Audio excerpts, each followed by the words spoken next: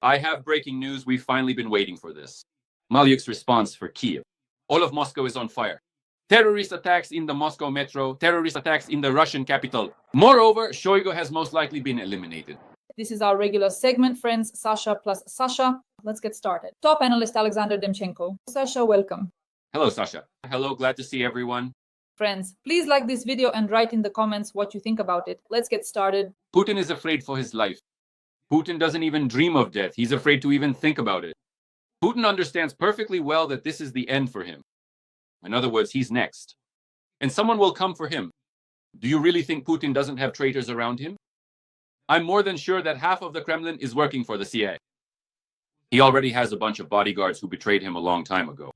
They've given up all the coordinates, all his bunkers, all his secret and non-secret residences, all his apartments, all his meeting spots with mistresses. Absolutely everyone knows everything. Even without satellites, without Starlinks from the traitor Musk. So they know everything. You asked me off camera, Sasha, who will betray Vladimir Putin? I said, his chief bodyguard, the one close to his daughter. Well, I'm exaggerating a bit, maybe. Tayumin. The man he elevated. The man he put in charge of the entire Russian defense industry. The man responsible for all of Russia's border regions. The man who oversees the FSB and a number of other agencies responsible for protecting the so-called border regions. Putin's favorite chief bodyguard, Dyumin. He has already buried his former favorite, the head of the Ministry of Emergency Situations. That one tried to stage a coup and Putin buried him. He went into the mountains, died accidentally, was holding the cameraman's hand, and they both fell off the mountain together. That's it, the end. So I think Putin is very worried about this, about the fact that he could also be eliminated. Even like a domino effect, everything could collapse. This whole line will collapse one after another. Putin, and from there, it's not far to Kim Jong-un and all the other comrades, both in uniform and without. You understand? Shoigu and Gerasimov are just sitting there thinking, damn, this is a nightmare. They're not afraid because they're waiting for a response from Kim Liuk. Not because they're waiting for a response from Kim Liuk. They understand perfectly well, they even understand perfectly well that Putin could send the same kind of little drone or scooter or something else to them. Shoigu walks around completely frightened. It's cold and lonely for him at the top. He told all of us about it. On the air of Russia 1, he said it's cold and lonely at the top. He's afraid. He now walks around Moscow with 14 bodyguards, barely moves around the Russian capital. He's been completely stripped of everything. Do you think he's not worried that Putin will eliminate him? He knows that Putin will eliminate him. He knows that Putin will dispose of him. At the most inconvenient moment for Shoigu, and he's afraid of that. Gerasimov is afraid. They're all afraid. And Solovyov, who says there will be an evacuation. Get ready, Kyiv. Get ready. Kharkiv, Odessa, Sumy, prepare for evacuation. We're just getting started.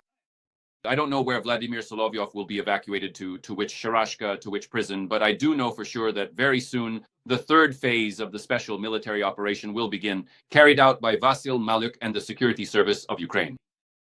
And it will be Moscow that has to be evacuated, not Kyiv. And in Moscow, I just don't know what they'll even use to shoot down those drones. Maybe they've already rigged GUM, or maybe they've already rigged the Cathedral of Christ the Savior, or maybe the Moscow metro will go up in fireworks for them. Putin has carried out terrorist attacks in the Moscow metro 4 times. What, do we really think they won't bomb the Moscow metro again? All of this has already been done by these Russian comrades.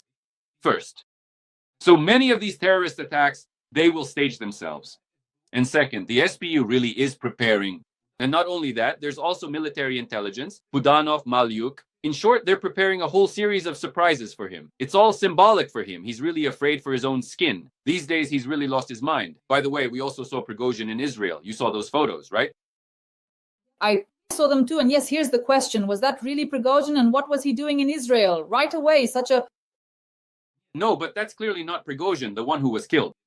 A man who looks 100% like the late Prigojin is standing right there on TV, just standing there. But I can just imagine when they showed Putin that photo, just imagine. Peskov brings it in, or someone else brings it in and says, look, Prigojin is alive in Tel Aviv. Can you imagine? He probably would have had a stroke or a heart attack right on the spot. Everyone was already saying his heart wasn't doing well. I can't even imagine what would have happened to him if they had shown him, if he had seen this living Prigojin. Everyone was saying his heart was already bad. I can't imagine what would have happened to him if he had seen this living Prigojin. I actually think that if you showed him Prigojin every single day, the end of the war, the end of the fighting against Ukraine would come much sooner. Sasha, as I understand it, Rostex Murzagalov told me that Putin gave the order to Shoigu and Shoigu carried it all out. Regarding whom? He carried it out at the command post against Prigojin. So Shoigu was personally at the command post giving the order for liquidation specifically for the strike on the plane. And then immediately Putin had a question for Shoigu.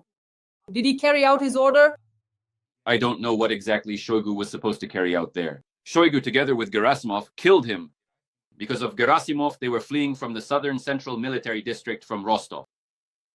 Because they sent their negotiators to Prigojin, but Prigojin sent them away, or rather, he didn't exactly send them away. He just spoke to them politely, since it turned out these negotiators were also funding Prigojin.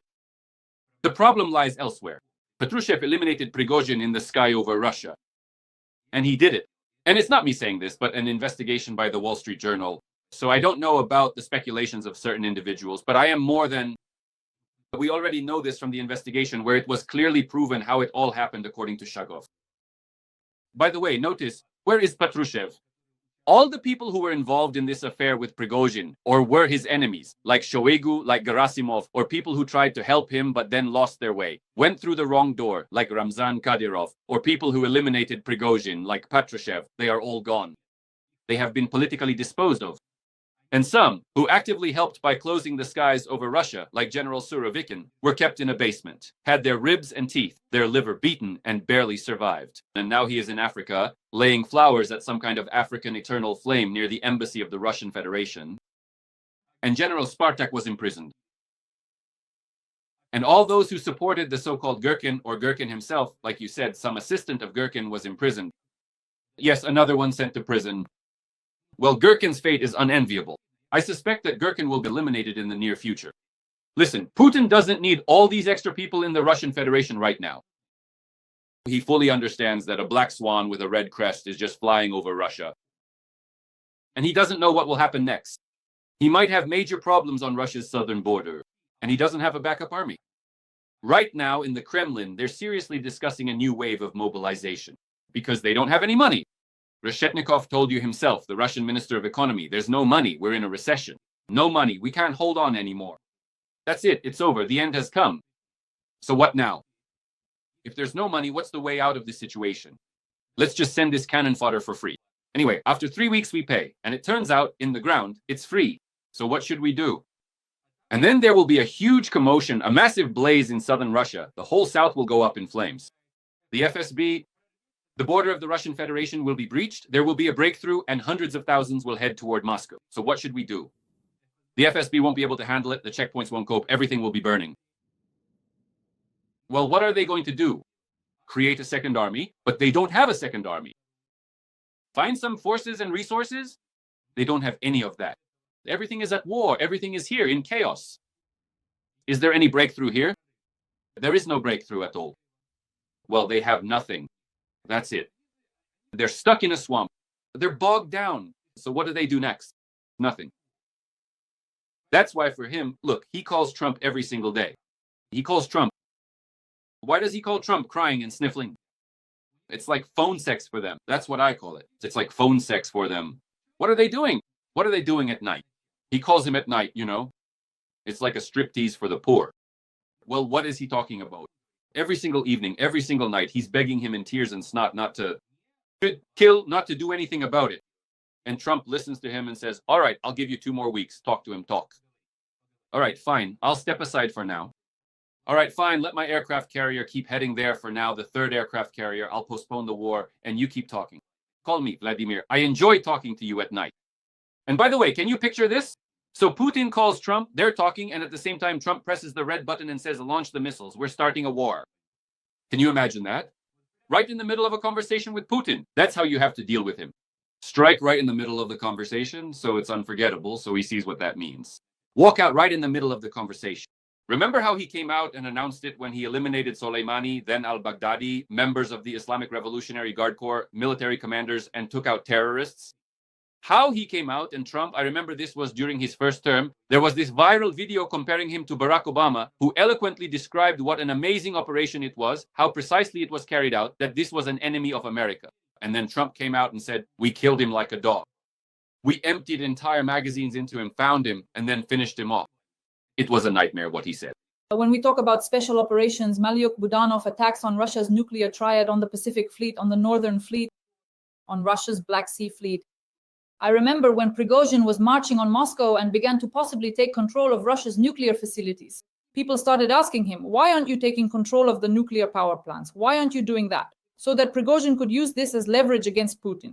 So if Ukraine starts certain special operations, could this be the beginning of the end for Putin himself, in your opinion? The nuclear triad. Look, I've already said that if there are one or two more phases of such large-scale special operations, like a web, then Vladimir Putin will have to respond and respond very harshly. But he has nothing to respond with. He's already shown his hand. He won't use nuclear weapons. Unlike Trump. You understand? That one could actually go completely insane and press the red button. Vladimir Putin, not yet. So first of all, second, Vladimir Putin. Vladimir Putin, he also fully realizes that he has no other means to escalate the situation except for mobilization. All right, so he mobilizes someone. And then what? All these people need to be provided for. All these people need to be supplied with something. So what do we do now? What are we supposed to do with all this? And they don't have a backup. They've hit the ceiling. Kemezov came and said, well, we don't have any more money. The head of Rostec, we don't have any more money, none at all. We don't know what to do, how to provide, or with what to provide. We can make Panzer systems, we can make anti-drone systems to protect you, but we can't cover all of Russia. And as for that cannon fodder you're sending to the front, we don't really care about it, and we don't feel the slightest bit sorry. You've noticed Sasha keeps sending his bodies to Ukraine. I've mentioned this more than once already. He mixes the bodies of Russians with the bodies of Ukrainian servicemen and sends them back here to be buried. So there won't be any images over there. Because they have nowhere to put them. Send them to the families? It's easier to say that they're missing in action. It's easier to say that they're still fighting. It's easier to say that communication is cut off over there. If these bodies start coming back by the millions, hundreds of thousands of bodies, all of Russia will be shocked and explode. He doesn't want that. He remembers all too well the first Chechen war during Yeltsin's time, and the mothers of conscripts and the mothers of the fallen. That was such an uproar. It echoed throughout Moscow, throughout the Kremlin. And Yeltsin gave in back then. But Putin has no intention of giving in to the mothers in that sense. So what, is he going to start shooting and hanging mothers? He might. But then where will all this go next? In what direction? That's why I say, the longer he drags out this whole mess, the more he drives himself into a state of total deadlock. That's the biggest problem for him. Because he's simply heading into a dead end. And there's absolutely no way out of this dead end. Whether Trump helps him or not, there's no way out. That's exactly why right now, against the backdrop, right now, terrible things are happening. Why is he doing this? He's playing along with Trump, showing him, I'm ready for negotiations, I'm ready for Minsk 3, and Trump wants Minsk 3. That's why Lukashenko's trip to Elog happened. That's exactly why. Because most likely Putin is now playing along with Trump and talking about how he's going to speak with Zelensky, that he'll return the children, exchange prisoners of war, return the bodies, and so on.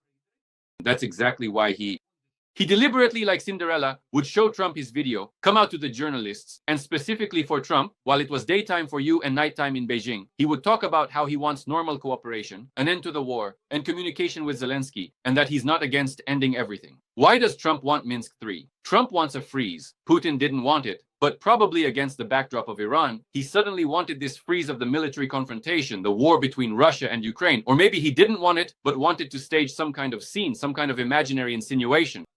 And now Trump has sent Kellogg to Belarus so that Putin would also have some kind of involvement in all of this.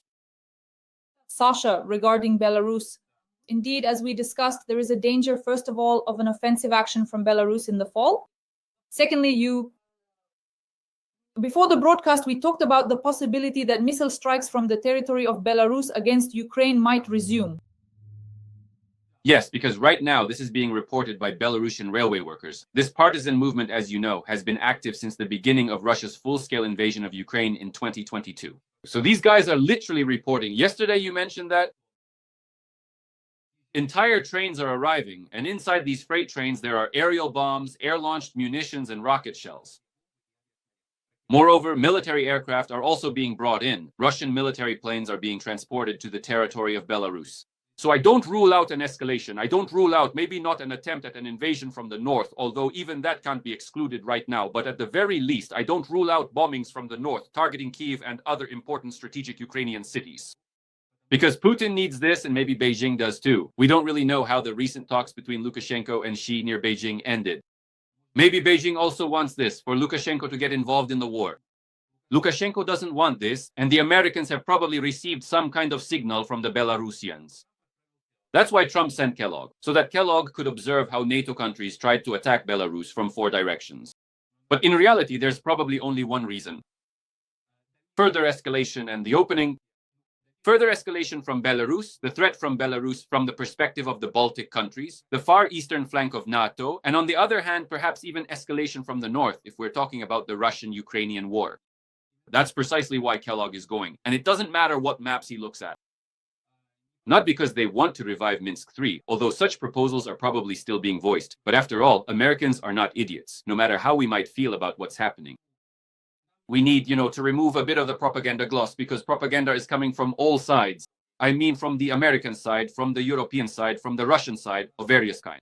But if we strip all that away, it's clear that most likely we're dealing with the fact that the Americans have once again detected some excessive Russian activity on Belarusian territory and want to slap Lukashenko on the wrist to prevent it. Whether they'll succeed or not is another question. Because American intelligence has detected something and they're being helped by partisans who are on the territory of the Belarusian state. That's already apparent. The question is how all this will end. But I've always said that this Belarusian threat, especially now with the upcoming Zapad 2025 exercises, which will officially start in the fall but are already being prepared.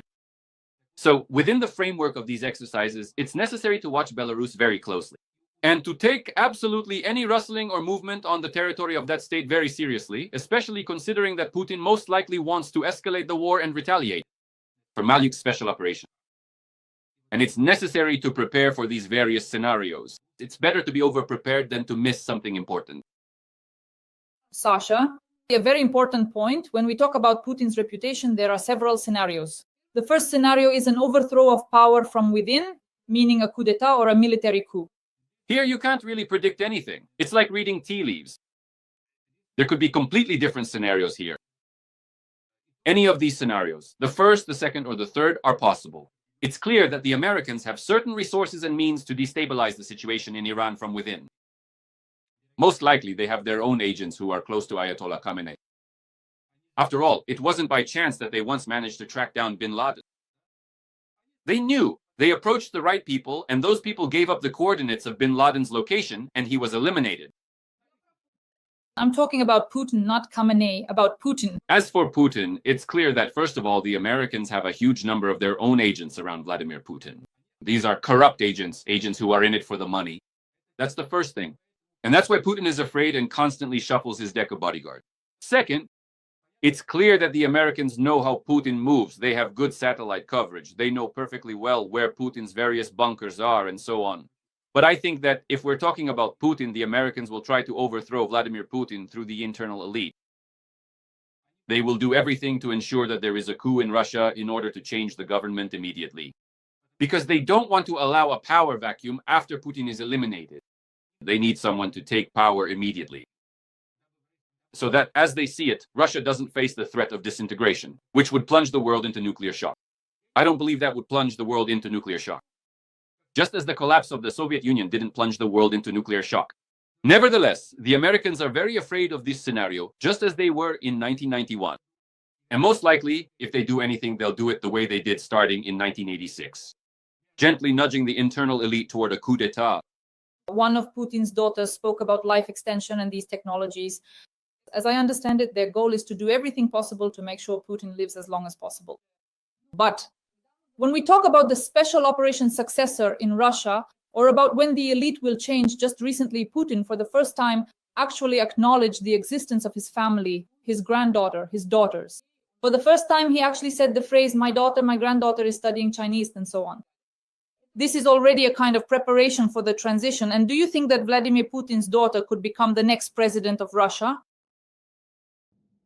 No, I don't think so. I don't think Putin is preparing for a transition. I think that Vladimir Putin actually wants to hold on to power for as long as possible. First of all, this isn't the first time he's talked about this daughter and this granddaughter who is studying Chinese, considering that he once gave an interview before the war to Vandenko, by the way, a Ukrainian who I believe works at JASSM. And he has mentioned this repeatedly already. but Dasha, the question is something else entirely. The point is that Vladimir Putin's family is now receiving all the power, absolutely all of it. Absolutely all the power in Russia. We've said more than once already that his younger daughter, Katerina Tikhonova, has gotten absolutely everything. They're now digging into the Central Bank of Russia. They've already taken over the Ministry of Defense and the Ministry of Energy for themselves. His family, represented by Kabaeva and his best friend Kovalchuk, the Kovalchuk brothers, have also taken over Kurchatov. They've taken over Russia's nuclear industry and all the propaganda in the Russian Federation. In other words, almost everything is now under Putin and his family. The most important security sectors, the most important energy sectors, and so on and so forth. That's why the family's role has increased many times over. It's likely that the family is now involved in appointments. It's only them who decide who gets appointed to various positions. From the perspective of the Russian power vertical, well, the problem is that the Russian elite probably doesn't like this situation. Just as the Russian elite didn't like it when the family was in charge of absolutely everything in Russia. At first, they didn't like that Korzakov was running everything in Russia, the chief bodyguard of Yeltsin, and Korzakov was removed. Then they didn't like that the family was running things together with Yeltsin. And so something came along and removed both the family and Yeltsin. And that's how Putin came to power. And now probably someone won't like that Putin, together with the family, is running everything and has taken control of the common fund. So this will push the internal elite even more toward a split. Everything will explode in Moscow. They're just waiting for another Prigojin to appear there. A whole bunch of Prigojins. And this black swan, Putin, keeps creeping closer and closer, nearer and nearer. Sasha, explain to us, to normal, reasonable people, why Elon Musk is asking for political asylum in Russia. After all, Starlink and Elon Musk are currently working for the Ukrainian armed forces, which is very important. And if he asks for political asylum in Russia, it turns out that our number one enemy is providing us with Starlinks, even if for money. This is even dangerous from a military standpoint. He could hand over all the technology to the Russians, leak all this information. Well, first of all, he's already doing that together with Pavel Durov. As we know from investigations, they are helping the general staff of the Russian Federation and the Russian army obtain the necessary data. Regarding communications, satellite images related to the Ukrainian army. So he's already working for them anyway. I have only one explanation. Well, it's more of a hypothesis than an explanation. I suspect that Elon Musk slipped up.